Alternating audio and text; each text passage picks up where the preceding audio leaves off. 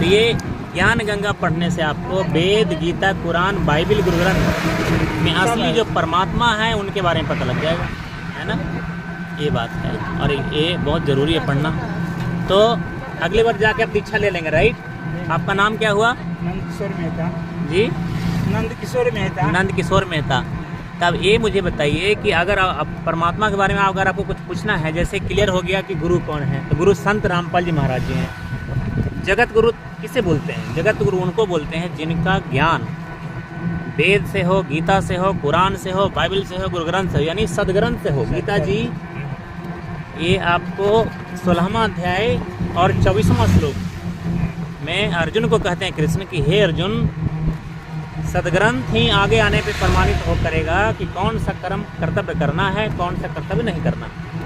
और हे अर्जुन, जो आन उपासना करते हैं, 16वां अध्याय 23वां श्लोक में कहते हैं कृष्ण जी अर्जुन को कि जो अपने मन से जो भक्ति करते हैं, कभी कुछ पूज लिए, कभी कुछ पूज लिए, कभी गंगा पूज लिए, कभी नदी पूज लिए, तो उनको न तो गति होता है, न परम गति भी होता है। तो उनकी जो यहाँ पब्लिक है उनकी गलती नहीं है, गलती काल भगवान की है। वो सबको कन्फ्यूज किया रहता है, सबके मने में रहता है, आँख में मन के रूप में रहता है, तो वहाँ से गलती बनाता है और हम लोग गलत पूजा करते हैं और यही फंसे रहते हैं। हाँ, तो काल निरंजन 21 ब्रह्मांड का मालिक है, उसको अलख निरंजन भी कहते हैं। परमात्मा से एक ज़मीन मांग लिया है वो, और आत्माएं हम लोग अपने मन से इसके घर में चले आए हैं। और यहाँ माता दुर्गा उनकी पत्नी है, 3 बच्चे हैं, ब्रह्मा विष्णु महेश, वो अपना शासन चलाते हैं और हम लोग यहाँ फंसे। 84 लाख जन्म मरण हमारा होता है। हमें लगता है कि एक मानव जीवन ही सुखी है, बाकी के जीवन में कहाँ सुखी है।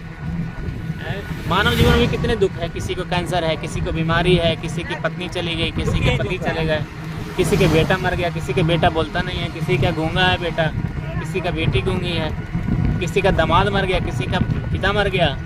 तो ये लोक जो है मृत्यु लोक, जहाँ सब लोग को मरता है। आया है सो जाएगा, राजा रंग फकीर, एक सिंहासन चढ़ी चले, एक बंधे जंजीर। तो जंजीर है 84 लाख का जन्म मरण, और जो परमात्मा का आदमी है वो चला जाएगा विमान में बैठकर। कहिए कि कैसे चला जाएगा? तो मरने के बाद शरीर जो है सूक्ष्म शरीर में चली जाती है, आत्मा नहीं मरती है, दूसरे शरीर धारण करती है। तो अगर हम परमात्मा के आदमी हैं, असली वाला परमात्मा, तो वो गुरु के जरिए होगा।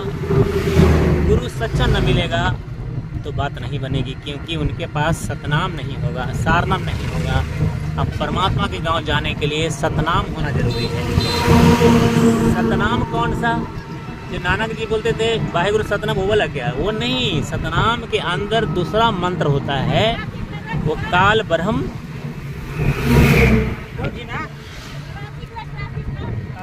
काल ब्रह्म और जो है अक्षर पुरुष, ये दोनों के लोग पार करने के लिए होता है सतनाम। भयो हृदय सतनाम का भयो पाप का नाश। जितने पाप हैं वो सारे नाश हो गए सतनाम के जाप से। और सार शब्द भी चाहिए, सार नाम भी चाहिए, तभी तो परमात्मा कबीर साहब कहते हैं सार शब्द सर जीवन बूटी घिस के संग लगावे, अक्का है कबीर तेरा सत्कर मानो जन्म कर्म मिट जावे। तो जन्म कर्म मिटाना है तो सार शब्द चाहिए, और सार शब्द देने वाला अधिकारी संत एक ही है, जिनका नाम है संत रामपाल जी महाराज। और उनसे दीक्षा लेके भक्ति करिए तो असली राम का नाम मिल जाएगा। 5 राम है, एक राम दशरथ के, दूसरा नाम राम आत्म राम, तीसरा निरंजन राम, चौथा अक्षर पुरुष राम, 5वां आदि राम, सतपुरुष अलग पुरुष नामी पुरुष। तो 5वां राम आदि राम के यहाँ जाना है, और उस आदि राम का जो मर्म जानता है वो सच्चा संत कहलाता है। ये बात है, तो संत मिलेगा तो बात बन जाएगी। तो आप अगले वीक में दीक्षा ले लेंगे या उससे पहले ले लेंगे? नहीं, अगले वीक में लेंगे। तो दीक्षा लेने से आपकी जो राम का नाम है वो मिल जाएगा, है ना। बहुत अच्छा लगा आपसे बातें करके। क्या नाम हुआ आपका? नंद किशोर मेहता। ठीक है जी। और मेरे नमस्कार साथियों, आप लोग को कुछ समझ में अच्छा लगा होगा तो बहुत बढ़िया। और ये सदग्रंथ प्रमाणित ज्ञान है दोस्तों, आप भी आगे बढ़िए, संत रामपाल जी महाराज का ज्ञान समझिए।